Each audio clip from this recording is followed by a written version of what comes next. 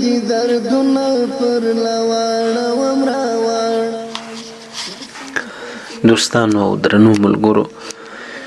د مسلمان په توبه کښلو باندې الله پاک ډیر زیات خوشاله کیږي. د دې نبی کریم علیه السلام مبارک یو مثال امر کړی دی، هغه به مو وروسته بیانو. خو اول د پند او د عبرت نه ډک داستان او یوه ښکلې واقعه واورئ. الله تعالی دې زموږ ستاسو لپاره هم د فند او د نصیحت او د عبرت وړ وګرځوي چې تر څو توبه وباسو. روژې مبارک هم په راژوندي کېدو ده، په رارسېدو ده. نو د روژې څخه مخکې علما فرمایي وایي د ګناه څخه توبه کښل لازمي دي. د دې ګناه مثال د خدای و عباداتو ته داسې دی لکه د خیرو. نو که چیرته دا خیرې موجودي، دا مردارۍ او ګندګي موجودي، وایي بیا به ته نسې کولی چې ته یا تهجد لمونځ وکړې یا ته په ښه شان روژه ونیسې، ځکه دا تا ګنډي تړي دي. دوستانو هغه خبرې ډېرې زیاتې دي، راځئ دا د عبرت ډک داستان او دا واقعې وپله واورئ. سیدنا حضرت عیسی علیه السلام مبارک چې د الله پاک یو نازولی پیغمبر دی او تر اوسه پورې هم ژوندی دی. د قیامت د راتګ څخه مخکې د دجال د ښکاره کېدو څخه وروسته په دې ټیم کې به الله پاک دی د دجال د وژلو لپاره چې تر ټولو لویه فتنه ده د اسمان څخه را کوز کې راکښته به کېدی. په اسمان کې دی الله پاک اسمان ته پورته کړی دی. عیسی علیه السلام په انبیاو کې آخرنی نبی دی، خو د ده نه وروسته بیا زموږ ستاسو پیغمبر امام الانبیا د ټولو څخه آخري نبی دی. له ده نه وروسته بیا بل نبی نه راځي. له نبی کریم علیه السلام څخه دی مبارک ورمخته دی. سیدنا حضرت عیسی علیه السلام یو ځل خپل امت ویل کښتۍ وله چې کلیزې ورته وایي باران چې نه کېږي که نه کم رسکي یار شي چې ځئ ملګرو د استسقا لپاره به د باران د غوښتلو لپاره به یو څه لمونځ وکړو او دعا به د الله تعالی نه وغواړو. نو دوی چې کله راووتل رالل، یوه ورځ رالل یا یوه اوتم راووتل، دعاوې وغوښتلې خو باران نه وسو. بیا بله اوته رالاله، بیا دعا وغوښتلې، بیا باران نه وسو. درېیمه اوته حضرت عیسی علیه السلام بیا خپلو ملګرو ته ویلې چې راځئ موږ تاسو به ځو. خو پر لار یې یوه خبره ورته وکړه. پر لار یې خبره ورته وکړه چې زموږ ستاسو په ملګرو کې چې هر څوک ګناهګار وي، نو هغه کسان دي د دې پلاله موږ سره نه شي، مګر نه هغه چا چې په ټینګه توګه توبه ایستلي،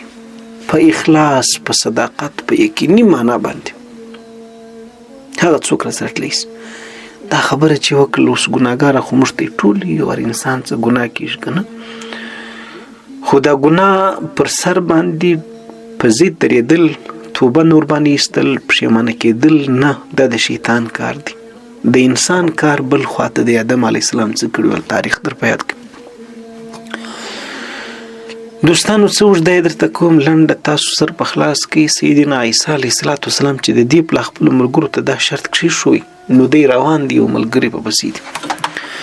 چې کله هغه ځای د دعا ته رسېږي، لکه موسی علیه السلام کوی تور ته راغلی وي، یا بیت الله شریفې ته، یا مسجد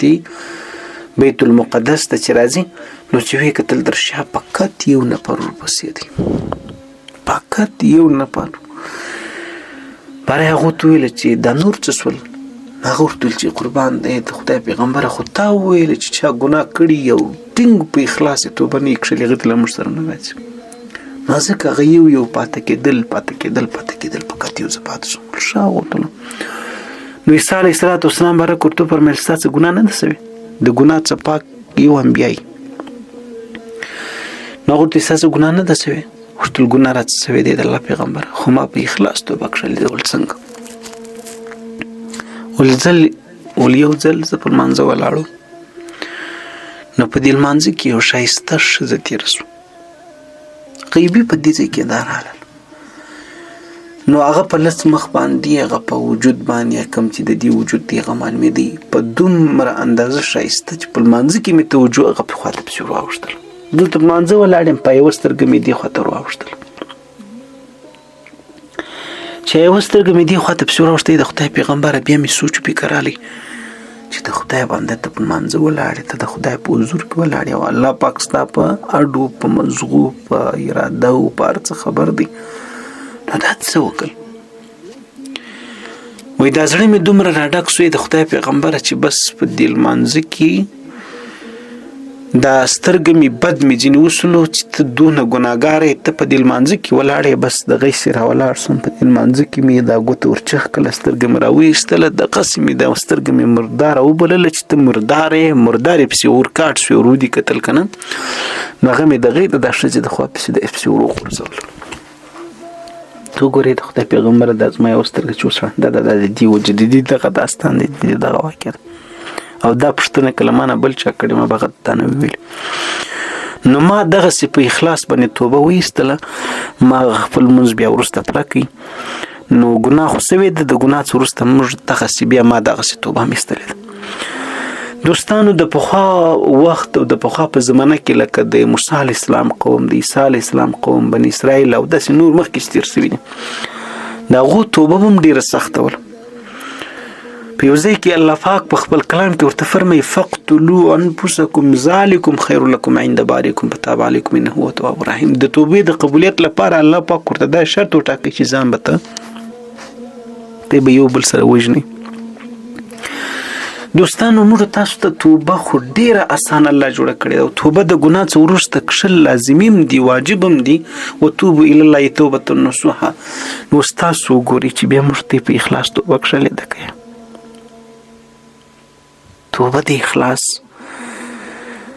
ګناه در ګناه ګناه در ګناه ګناه در ګناه نو هغه ورته چې دا کوم توبه ما کښلې ده عیسی علیه السلام ورته وفرمیل چې ای ځوانه ای کسه ای زما ملګرې بېشکه چې تا اخلاص او په صداقت توبه کښلې ده نو الله د بنده په توبه ډېر خوشحاله کېږي رامخکې څه ته به دعا کوې او زه امین در باندې وایم وایي دې سړي چې بیا کله دعا وکړله هغه انسانانو چې یو نه لسو نه زرو کسو یا 3 لکو کسانو به چې به دعا کوله وایي د هغو په دعا کې به دومره تاثیر نه ولو لکه دې پلا چې دې سړي دعا وکړله او الله پاک ورپسې باران وکړي کال آباد د کال مخې ور واړوي نو توبه کښل د دې یو بنیادي وجه خو دا ده چې چېرته خیري ګناه یي زړه خیرن یي مردارخور یي بېادبي دې ډېره معافي د حسن بصري کیسه ما تاسو ته کړې ده که نه امام حسن بصري ته یو سړی راغلی بری ورته ویل امام حسن بصري رحم الله ډېر لوی بزرګ تېر سوی ورته وایي سر استاز موږ بزرګ زموږ پیشوا عجیبه وانتیکه دا ده چې زه راولاړ سمه چې د تهجد د لمانځه لپاره مسلم کښېږدمه ګډوام کښېږدمه پلانم وکړم ټینګ عزم او قصد و اراده م وکړم خو بیا هم نسم کولی نسم راپورته کېدی نو امام صاحب رحمه الله ورته ویل چې بابا دا مسله دا رنګه ده دا کیسه داسې ده د دې سبب او د دې وجه داسې ده چې دا ستا ګناه ته بند کړی چې دا ته هر څونه کوشش وکړې ستا ګناه ته تړلی ورسه توبه وباسه سبا څه به تا تهجد توفیق الله پاک درکوي او درېیم اخره خبر واورئ د اذان ټیم دی زه اذان لځم نبی کریم علیه السلام یو مثال ورکړی دی د دواړو جهانو سردار و یو سړی چې په یو سارا کې په هغه سارا کې د سره پر یو دابه او پر آسو پر وشو پر دغه اوږد غوږي پر دې شي باندې د خوراک ټول سامان یې د چشک د خوراک د هر څه دا سړی په د استراحت او د یو ساتکې د وسید په سفر باندې روان دی دشت به باندې چولو چلاود لکه ریګونه نو هغه په دې ځای کې د یو درخت لاندې د یو بل د ناستې په ځای کې د یو ویده کېدلو په ځای کې ساتکې د وسید لپاره تکشي خوب ورسي ساتکې به سر ولګوم خو چې راکښینې دې سر ولګوي بیدون سو چې سترګې زره تېرې سوې چې راکښېنستې دا هېڅ شی نشته هغه اوبه ورڅه چې هر څونه کوشش وکړي په نظر چېرته نه راځي دې سړي مرګ زړه ته ولوېدی چې بس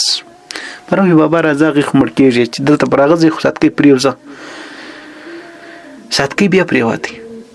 هلته راغلی کښېنستی خوب ورلی چې بیده سو چې راکښېنستی هغه هر څه د هر څه سره هغه ایوان یې بیا وسرته ولاړ دی دا سړی به څونه خوشحاله سي در دغه زیات الله پاک د بنده په توبه خوشحاله کېږي در دغه بالا تصور د انسان د خوشحالي کېدی نسي د مرګ خلاص دوستانو په دې مسافرۍ کې په دې دغه کې کنه مسافرۍ هم ته کړي چاوچا نو لنډه دا چې توبه وباسي د روژې څخه مخکې السلام علیکم ورحمت الله